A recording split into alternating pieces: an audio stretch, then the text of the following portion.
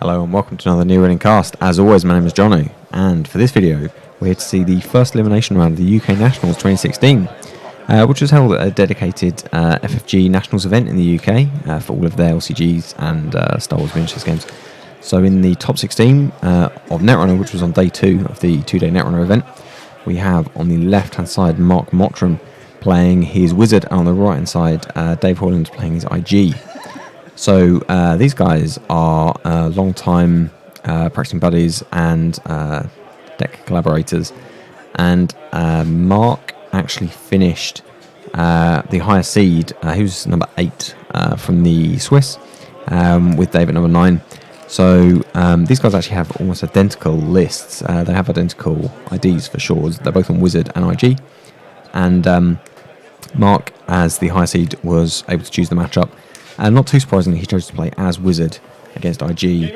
I think that makes sense. They'll both know that Dave is on a 49 card IG dedication ceremony Ronin kill combo deck, which means that Whizzard's ability to pressure assets will be huge.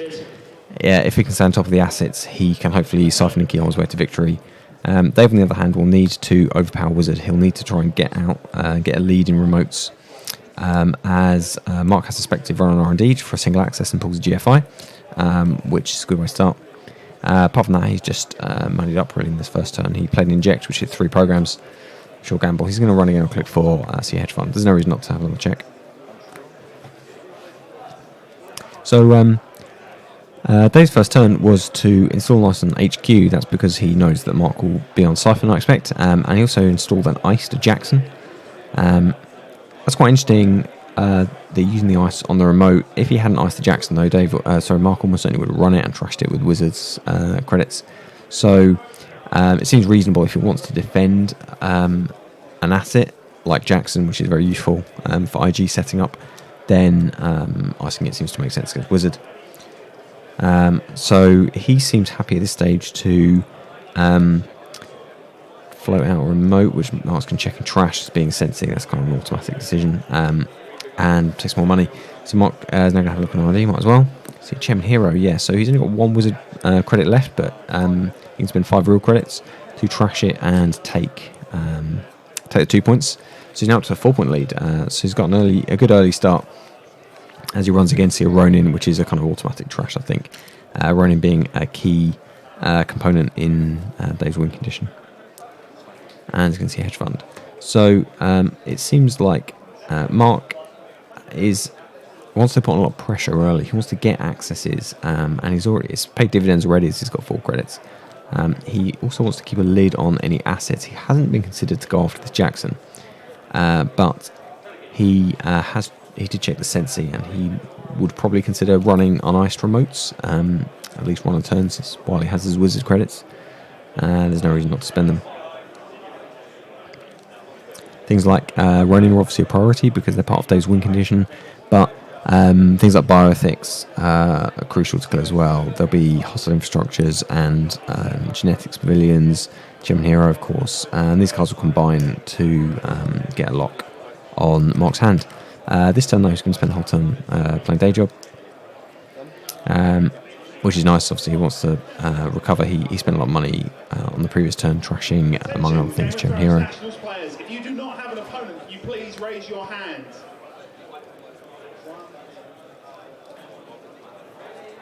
So let's see how Dave responds. It looks like he's drawn a Cerebral Static. If you can play that, that'd be pretty strong. I don't know if there's any currents in the runner side of this matchup in the Whizzard deck. I don't think either of them had currents.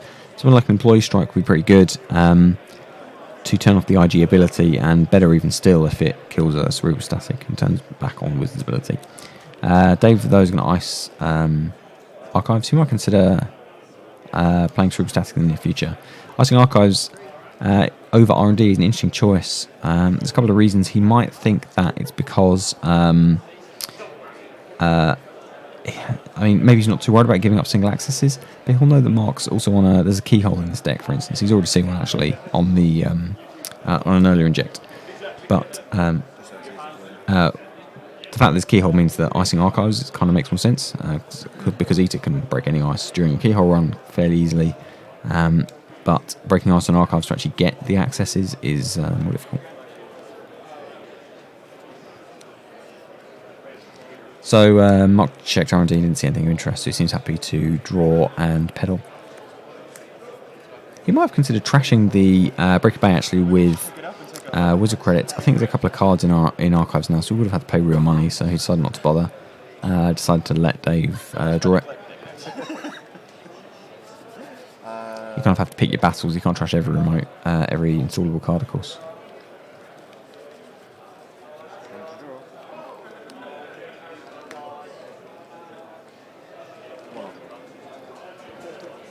So Dave's just going to use Jackson to continue setting up.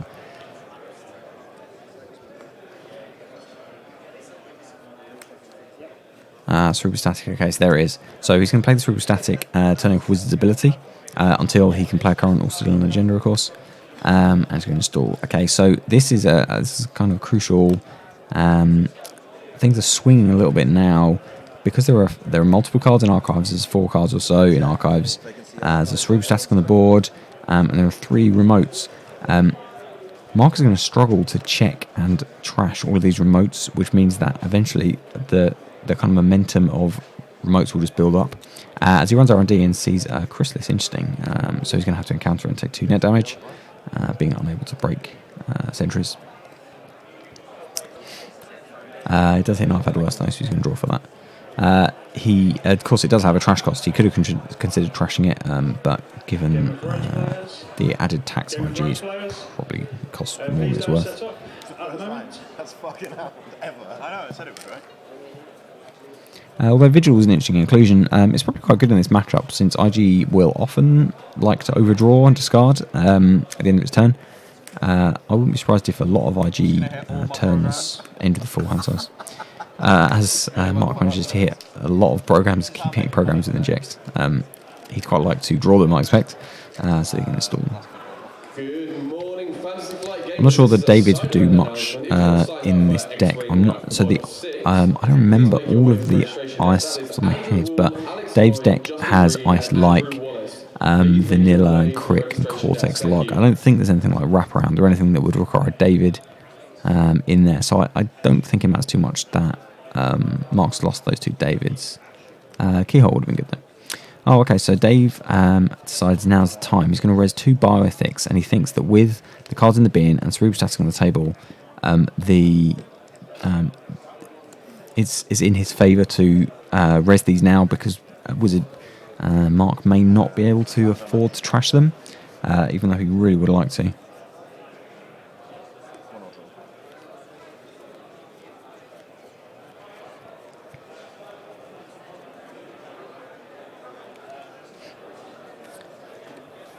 So using Jackson, okay, and installing 2 cards in the same remote. So these cards are in the same remote, which means they're almost certainly a breakaway grid and a hostile infrastructure, which just adds to the cost of trashing. So if Mark wants to trash these bioethics or anything else, as well as having to pay the extra cost, and without Wizard credits, he'll also now have to take a net damage to do so.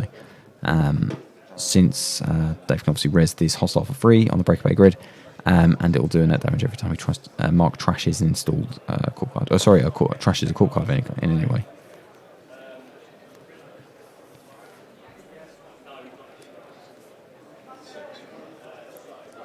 So it'll be interesting to see how Mark responds to this. It's starting to get a little threatening. He'd like to respond to these bioethics if he can. I'm not sure the best way of doing that would be. So Dev actually just decides to res the Breaker Bay and Hostile. They both know what it is, so there's no reason to be coy about it. Mark, I'm going to think. I wonder if the Peddler that's going to save him. He's going to go run for a single access. Seems reasonable. It's another hostile infrastructure. This is kind of how he's going to win if he wins, is just getting the accesses when he can. So drawing a Deja Vu. What he's going to get? Ether, okay, yeah, so he's had the misfortune to throw away a lot of programs, but he's got a Siphon in hand, I see. So he's going to install the Ether, and we'll almost certainly see a Siphon next turn. Assuming he's able to keep hold of it. He's got a couple of I've had worse in hand as well, actually.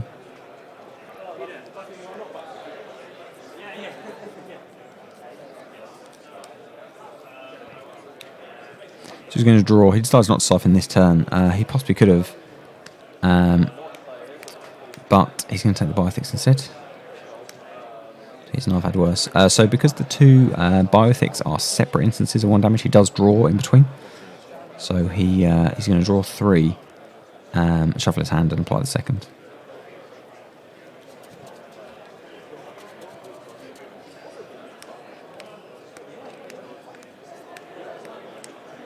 And his siphon, okay. Yeah, that is annoying. Oh, although it looks like he's got another one. So I think I've had worse, might draw one as well.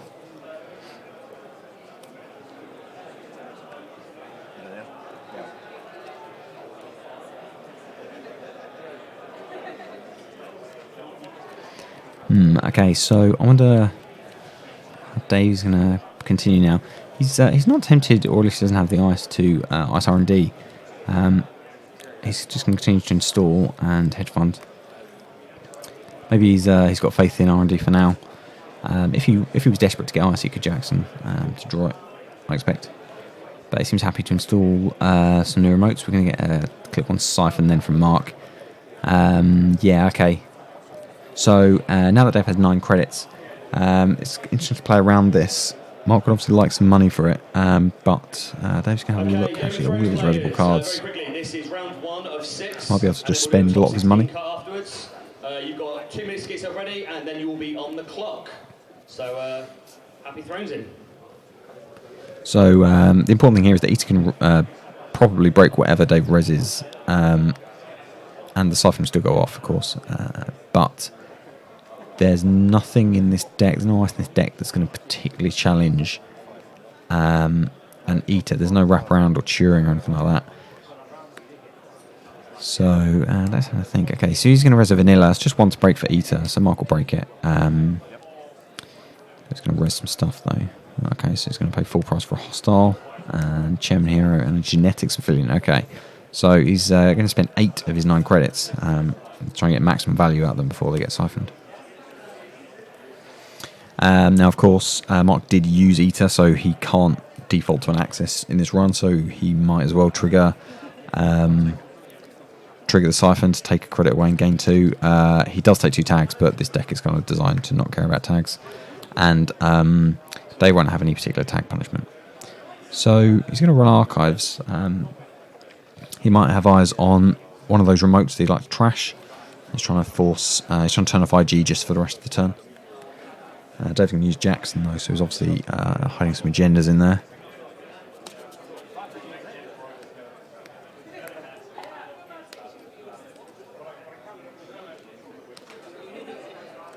So he just turns 3 face down cards, and there's 1 shock in the bin. So Mark's going to take 1 net damage while accessing archives, but there's nothing in there of interest. Game of Thrones players, you are on the clock. So he's got 2 clicks left. He obviously has designs on 1 or more remotes. It'll be interesting to see what he trashes. To be honest, all 6 of them are things you'd really like to trash. I mean, the chairman, of course, gets you points, but if you want to play a long game, you might consider trashing maybe the pavilion. So see that you can draw, so you can come back and trash, say hostile next turn and draw 3, you can kind of get ahead. He's going to take the chairman though, he's going to take 2 net damage for the privilege as well, from the 2 hostiles. So he's getting, I've had worse. Okay, so there's a bit of discussion here that the 2 instances of net damage from the hostiles are separate. So he does draw between them. I've had worse does trigger. Mark hasn't drawn this turn, so he does draw 2 instead of 3 cards because of genetics pavilion. So he's going to draw 2, just 2, and then shuffle his hand and apply the second hostile damage. So we'll see what happens. Second, okay, he's getting spooned. I don't think Mark's too worried about that. He's unlikely. He's unlikely to be enough ice to justify it.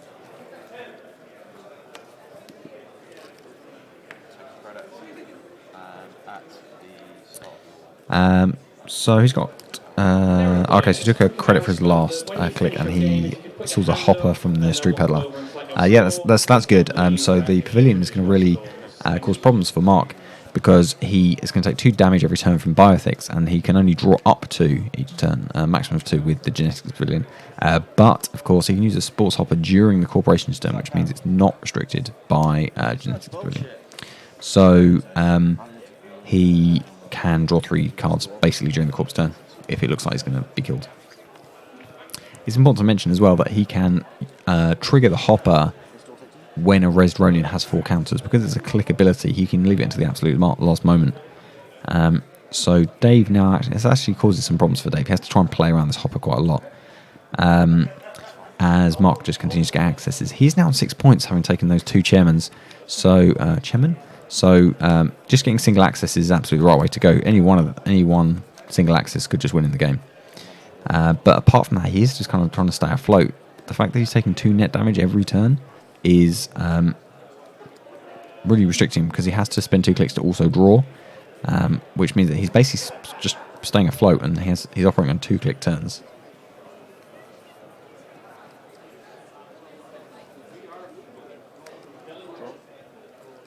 So Dave's going to res and use a Jackson. This is going to help him. He's obviously still looking for... okay, so he's got a piece of ice at last for R&D. And he's obviously looking for Ronins and dedications, that kind of thing. So the important thing about the ice and R&D is that it has to deny an access. So it needs to be something that Mark has to break. So it's something like a vanilla, for instance, would be perfect. Because Mark would have to break it, which means he has to find a solution other than Eater.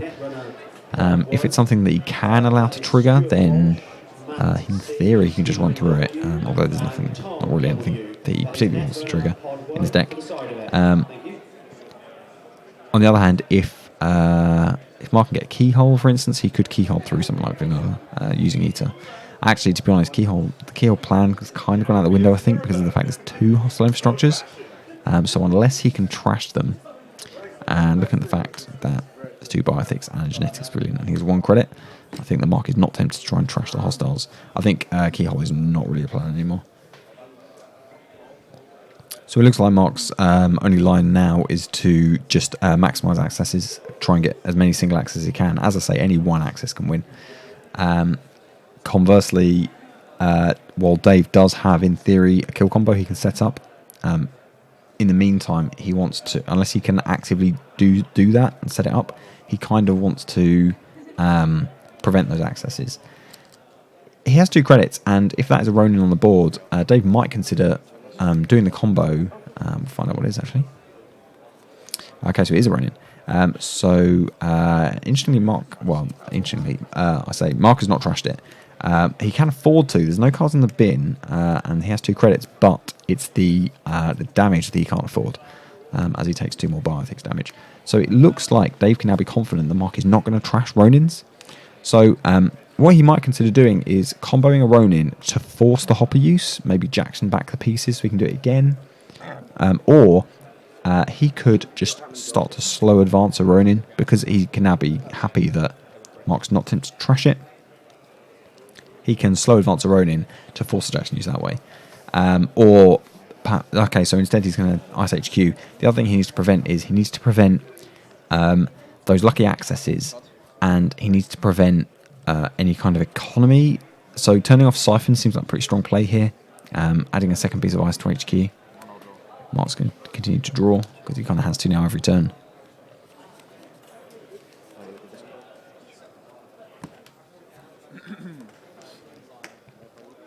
As Dave has a look through Mark's heap. As I say, they play identical lists, so he'll have a good idea of what he's looking for. It's possible he's counting I've had worses, or maybe looking for the breakers, the impact card, maybe siphons, that kind of thing as well. He's trying to work out what threats he has to respond to in the rest of Mark's deck.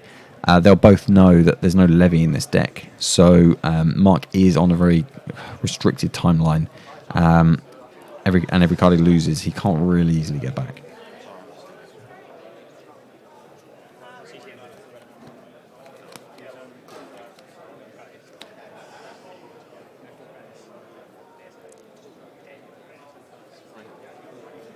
So Mark's just going to make a speculative run on R&D.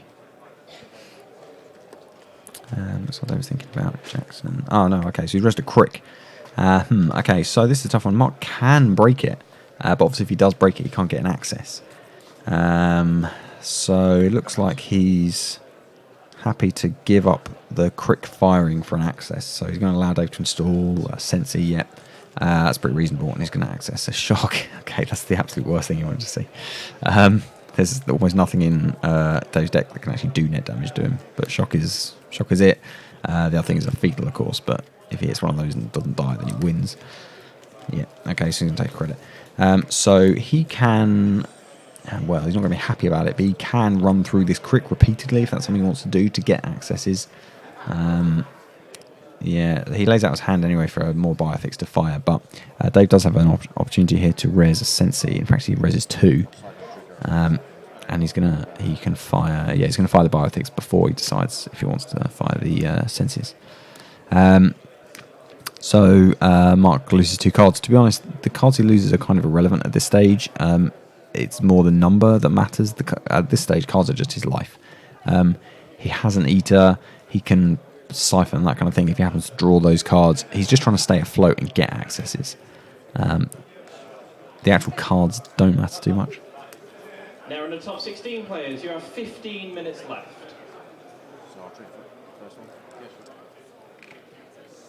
So Dave does fire a Sensi. I'm not sure what he's looking for here. He might be looking for extra Ronins, that kind of thing.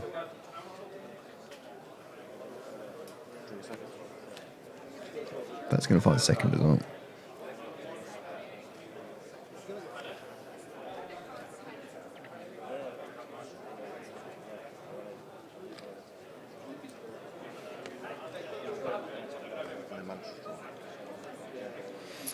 Okay, so he's taking the Magister as well.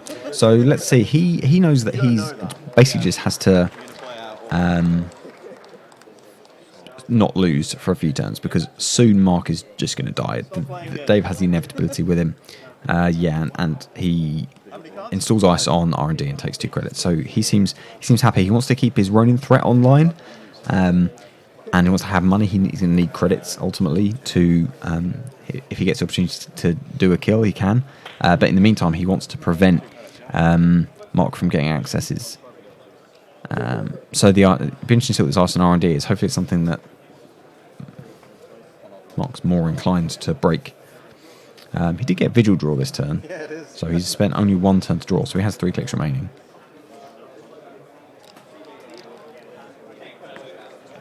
So you can take a credit and run R&D and hit Vanilla. Okay, yeah, that's going to do it. So he took the credit probably because he was worried about...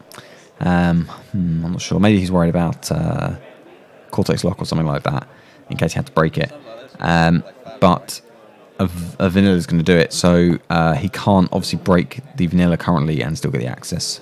He bounces off it. But he now needs to find a solution. He now needs to find a solution for that, really. I'm not sure what it is. You get the feeling, especially with the fact there's 2 senses, that agendas are not going to build up an HQ, and there's a Jackson on the board, so they're not going to hang around in archives either. So R&D is where it needs to access, so he needs to find a solution for this Vanilla as soon as possible, really. Apart from that, all he can do is just kind of stay afloat, so that's not going to do anything for him. So, yeah, Bioethic's is going to fire. He's down to just 1 card now each turn after Bioethics. He does have that Hopper still. Of course, Hopper is only relevant when you still have cards in your deck. This is a horrible deck. Who would play this?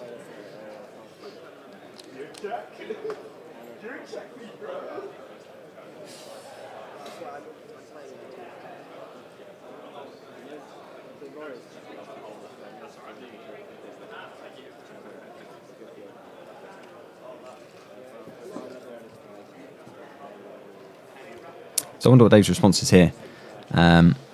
He didn't fire the senses, interestingly, so he obviously has pieces he wants. He's going to install... so he's going to ice the Ronin.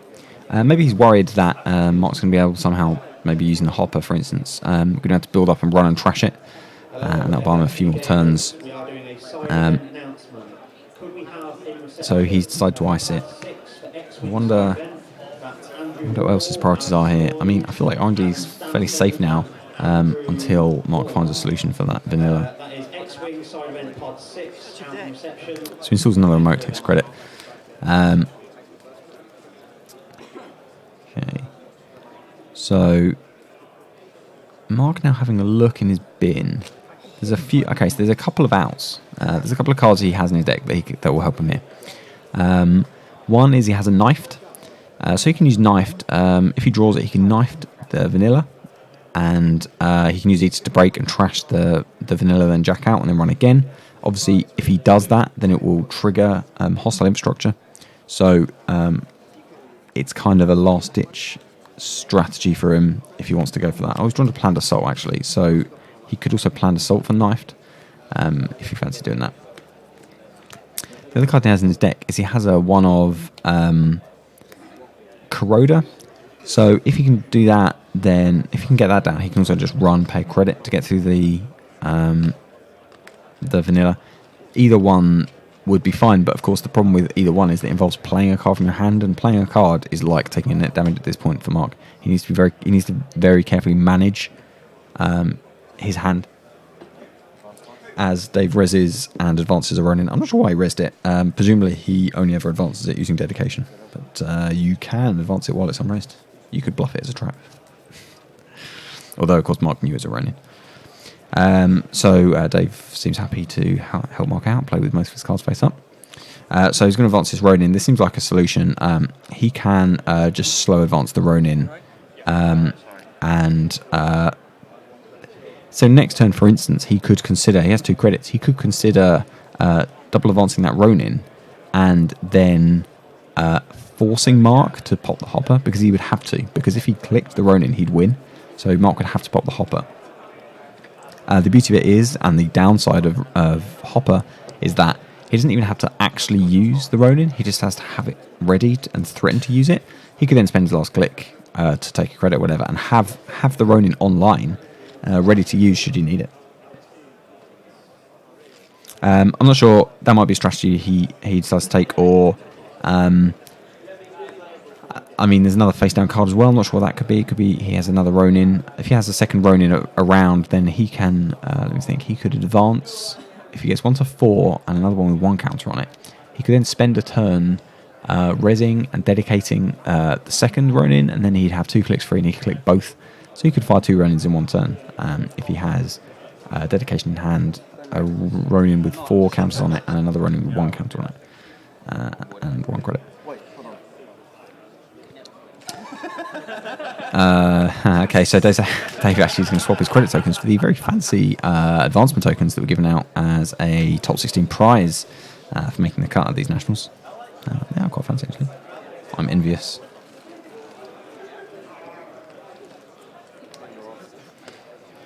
So Mark is going to draw, because as he kind of has to now every turn.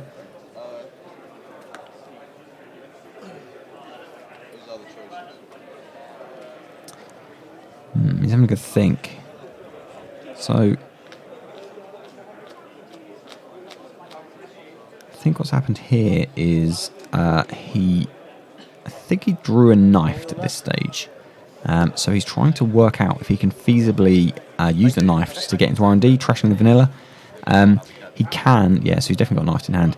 He can, but it's going to cause him problems, because he would have to knifed and then run to actually get the access, and he'd take 2 net damage when he played the knifed, as well as playing the knifed and removing it from his hand. He'd also take a further 2 net damage from hostile infrastructure when he trashed the vanilla.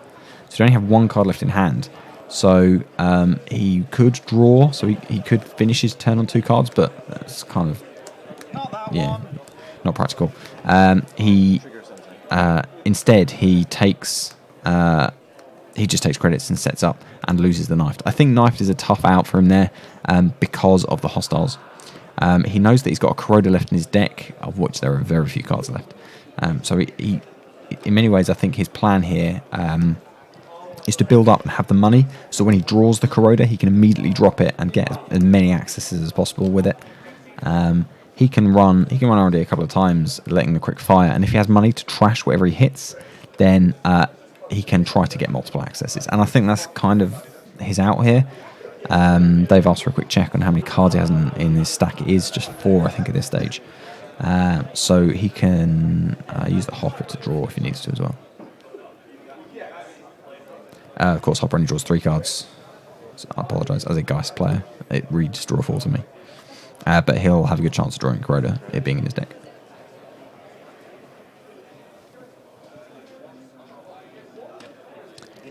So Dave, just kind of slowly taking credits.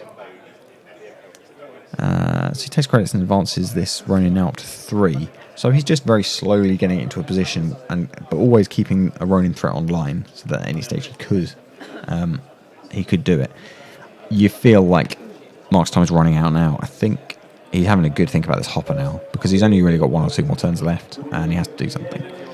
So he's actually gonna pop the hopper and draw 3 of his 4 cards. We'll see if he gets the Corroder. Okay, he did get the Corroder. So yeah, okay, so this is it. So click 1, he's going to drop the Corroder, and I expect to run an R&D here. Yes, he's going to run R&D. He's going to corrode the vanilla, critical fire. I don't think he really cares. I don't think there's anything of value anymore in archives.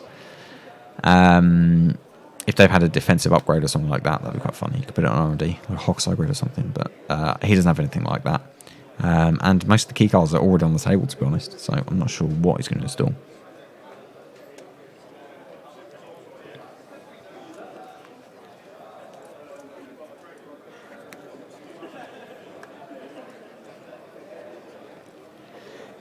Yes, there's not a lot in there. I can't see much use. It's not a Breaker Bay. So he's going to install a Breaker Bay. Why not? It's free. He's going to give up an access of a Psychic Field. Sad times. Okay, there's a few cards face down. I assume there's too many. I can't see how many there are. I assume there's too many face down cards in archives, because if I was Mark and had the option, even if it cost me all my money, I would consider trashing that Psychic Field. Instead, he's going to run archives. So he installed the Corroder and ran R&D, ran archives again. So he declares a run R&D again, but he thought that Jackson might have been popped, but it wasn't. So he just checks around on the remote, and it's Bioethics. So he concedes or loses.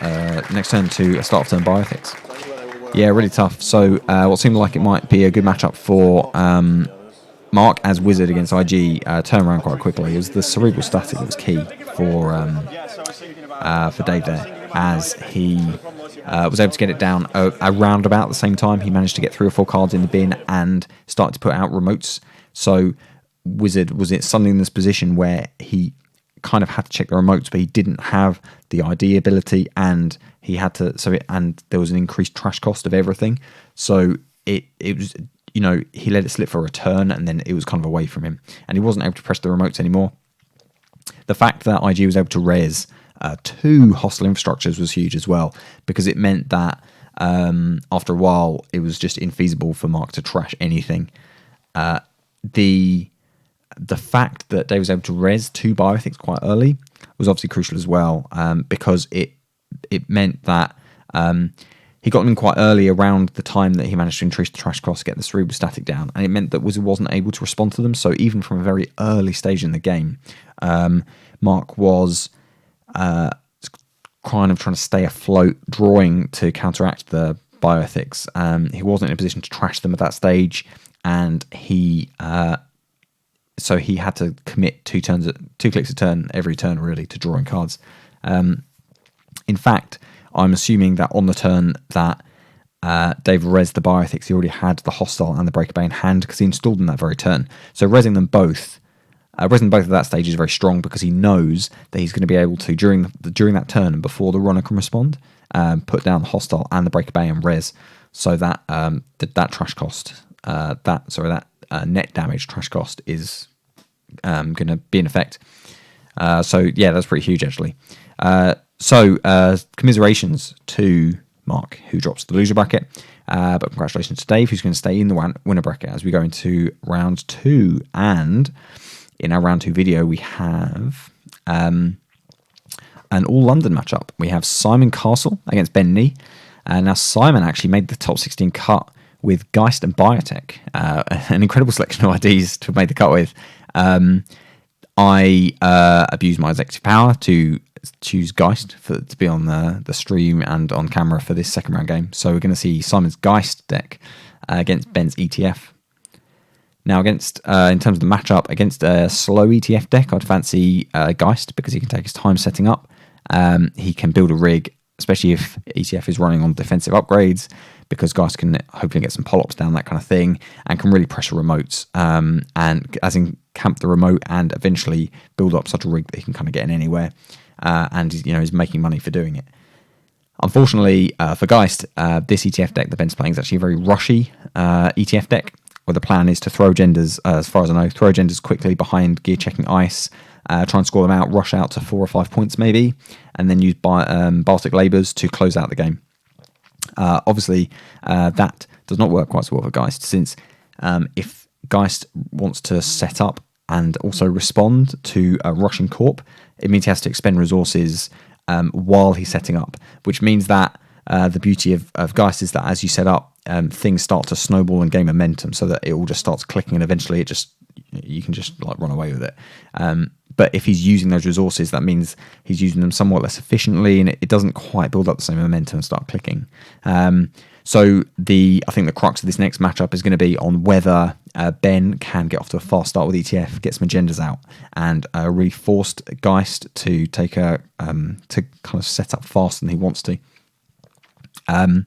And there are actually some interesting splashes in this ETF deck as well. It's quite an interesting deck to see, so it'll be a good game. So all that's left then is for me to remind all of our viewers that you can find our videos at the website neoredinggrid.co.uk.